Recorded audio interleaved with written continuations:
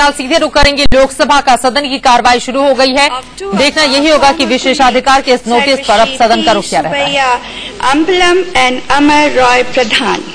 Shri P. Subbiah Ambalam was a member of 2nd Lok Sabha from 1957 to 1962, representing the Ramnathpuram parliamentary constituency of the erstwhile state of Madras.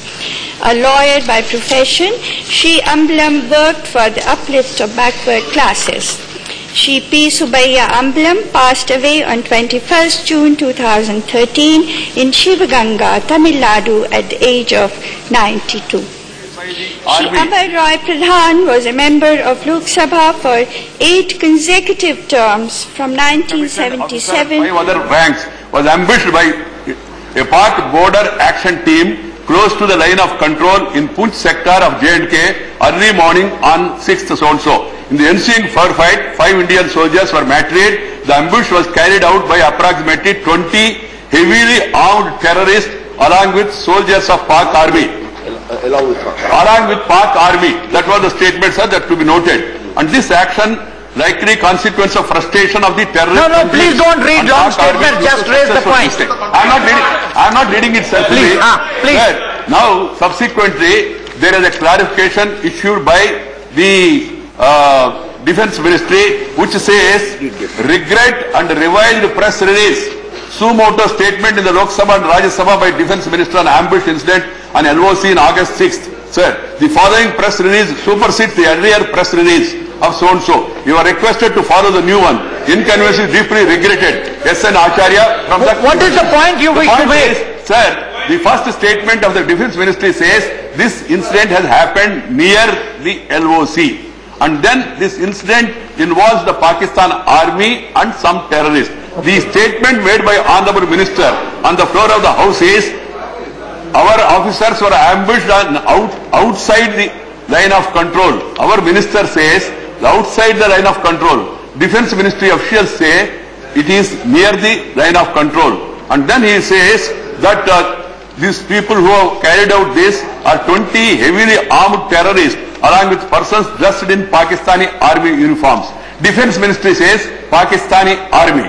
And Minister says people in Pakistani army uniforms. All right, fine. You've made your point. Thank you. Well, no, just let me conclude. 1 minute. 1 minute. 1 minute. One at a time. Please go back to your places.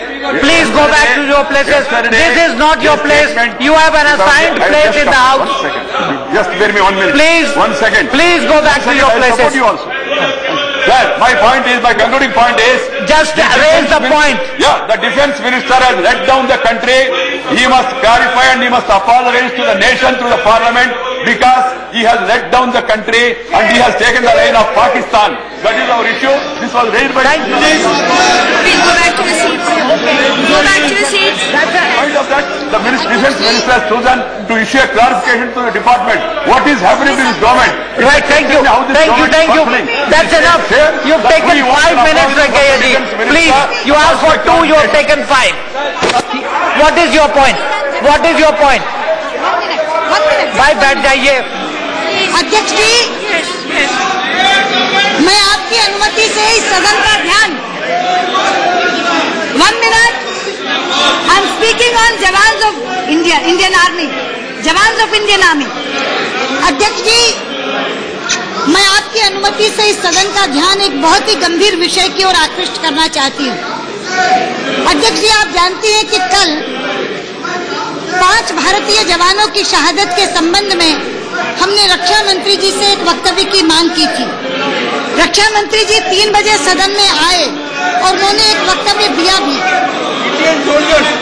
लेकिन देर शाम ये जानकारी मिली कि दिन में रक्षा मंत्रालय की तरफ से भी एक प्रेस विज्ञप्ति इस घटना के संबंध में जारी की गई थी.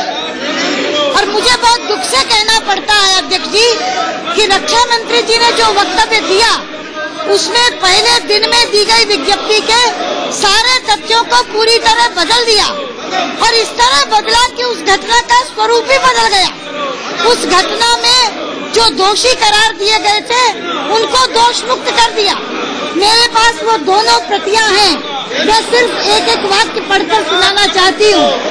दिन में जो रक्षा मंत्रालय की तरफ से विज्ञप्ति दी गई थी उसमें कहा गया था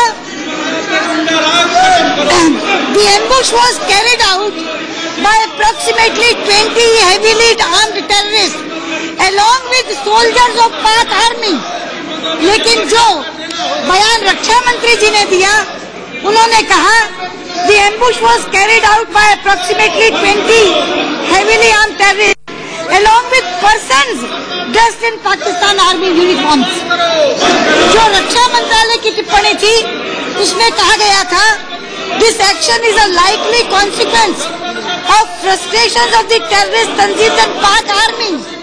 ये लाइन पूरी की पूरी तरह यहाँ से काट दी गई, यानी रक्षा मंत्रालय ने पाकिस्तानी सेना को इस घटना के लिए पूरी तरह दोषी ठहराया था, लेकिन रक्षा मंत्री ने पाकिस्तान आर्मी को क्लीन चिट दे दी और पूरी तरह से उनको दोष मुक्त कर दिया, उनको बरी कर दिया।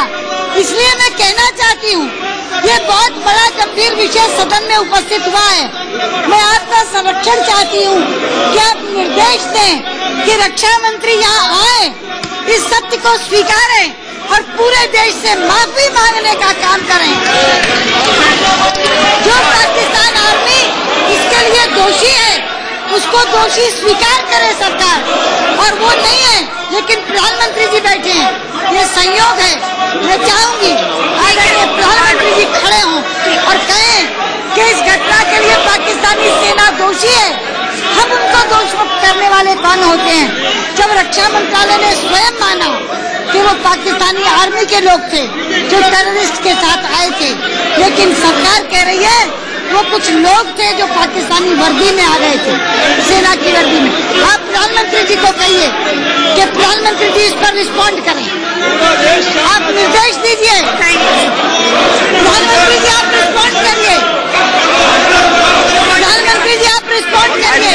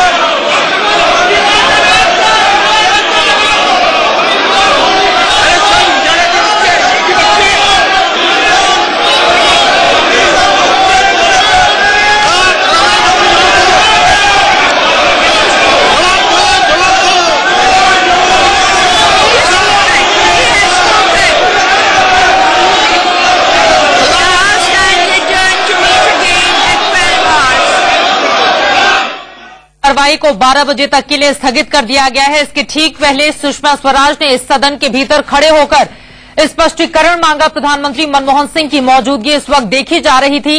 रक्षा मंत्री की ओर से सदन में कुछ और बयान दिया गया, उसके बाद प्रेस विज्ञप्ति जो जारी की गई उसमें कुछ और बातें सामने उभर कर आई, उसी पर स्पष्टीकरण की मांग की जा रही थी विपक्ष की ओर से। लेकिन जब सीधे सीधे सुषमा स्वराज ने प्रधानमंत्री की ओर इशारा करके कहा कि प्रधानमंत्री इस बाबत सदन को अवगत कराएं, प्रधानमंत्री चुप रहे। अब सवाल बड़ा ये उठ रहा है कि आखिर सही स्थिति को स्पष्ट क्यों नहीं करती है सरकार, क्योंकि कहीं न कहीं सदन के अंदर जो बयान दिया गया था रक्षा मंत्री ए.के. एंटनी की ओर से, वो बयान ही सवालों के घेरे में है। कहा यह जा रहा है कि सेना की ओर से ये जानकारी दी गई थी कि दरअसल जो हमला हुआ है वो पाकिस्तानी सैनिकों ने किया था, लेकिन सदन के अंदर रक्षा मंत्री ए.के. एंटनी ने कहा है कि पाकिस्तानी सैनिकों के भेष में जो आतंकवादी थे उन्होंने इस हमले को अंजाम दिया। इसी वजह से जो दोहरा बयान है सरकार का, विपक्ष सीधे सीधे निशाना साध रहा है और उसका जवाब न सिर्फ लोकसभा के अंदर बल्कि हमने देखा कि किस तरह से वेंकैया नायडू ने इसी सवाल को राज्यसभा के अंदर भी उठाया। राज्यसभा के अंदर ए.के. एंटनी उस वक्त मौजूद थे। अब देखना यही होगा कि कितनी जल्दी पूरे मामले में स्पष्टीकरण सरकार की ओर से आता है। इन सब के बीच यशवंत सिन्हा ने एंटनी के बयान पर ऐतराज जताते हुए प्रश्नकाल स्थगित करने का विशेषाधिकार नोटिस दिया था और उसके बाद हमने देखा जैसे ही कार्रवाई शुरू हुई लोकसभा में जबरदस्त हंगामा हुआ। सुषमा स्वराज ने अपनी बातें कह दी, लेकिन हंगामे की वजह से लोकसभा की कार्रवाई को 12 बजे तक के लिए स्थगित कर दिया गया है। देखना यही होगा कि 12 बजे जब कार्रवाई शुरू होगी तो उस वक्त क्या इस बारे में कोई स्पष्टीकरण सरकार की ओर से आता है या फिर नहीं। संसद में पाकिस्तान हमले की गूंज देखी गई। सुषमा स्वराज ने सीधे सीधे सरकार से स्थिति को स्पष्ट करने के लिए कहा कि जिन लोगों की ओर से हमला किया गया क्या वो पाकिस्तानी सैनिक थे या फिर आतंकवादी थे। और यही मसला राज्यसभा के अंदर भी गूंजा जब सीधे सीधे वेंकैया नायडू ने रक्षा मंत्री AK एंटनी से इस मामले में स्पष्टीकरण की मांग की।